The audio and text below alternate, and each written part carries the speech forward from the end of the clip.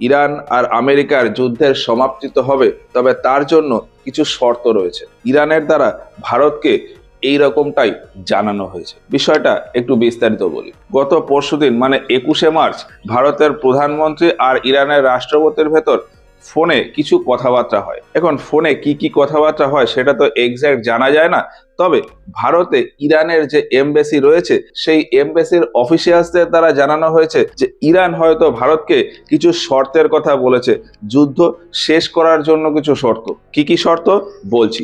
সংঘর্ষটা ইরানের সাথে ইসরায়েল আর আমেরিকার। এই সংঘর্ষের সমাপ্তি করতে গেলে এই তিনটে দেশকে একসাথে বসে কোনো ডিসিশন নিতে হবে। ইরানের প্রথম শর্ত হলো যে যুদ্ধ চলাকালীন সমাপ্তি নিয়ে কোনো ডিসিশন আমরা নেব না। আমেরিকা আর ইসরায়েল ইরানের ওপর সমস্ত রকম স্ট্রাইক বা অ্যাটাক বন্ধ রাখবে, তবেই তাদের সাথে যুদ্ধ সমাপ্তি নিয়ে কোনো ডিসিশন নেওয়া যাবে।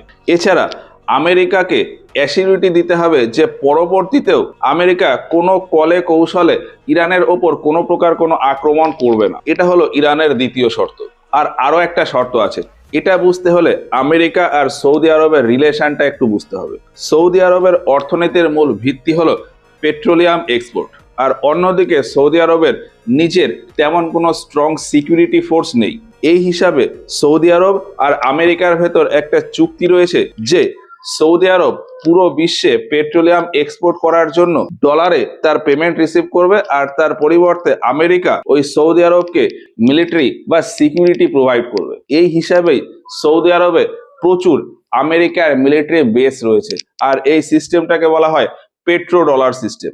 এখন সৌদি আরব এইরকম সিস্টেম চালাতে চালাতে তার আশেপাশের বিভিন্ন দেশও, যেমন কাতার, কুয়েত, ওমান, ইউএই, এই সমস্ত দেশ ওই একই সিস্টেম অ্যাডপ্ট করে নিয়েছে। এই জন্য ওই সমস্ত দেশেও আমেরিকার মিলিটারি বেস রয়েছে, আর ওই সমস্ত মিলিটারি বেস থেকেই ইরানের ওপর বিভিন্ন স্ট্রাইক বা অ্যাটাক হচ্ছে।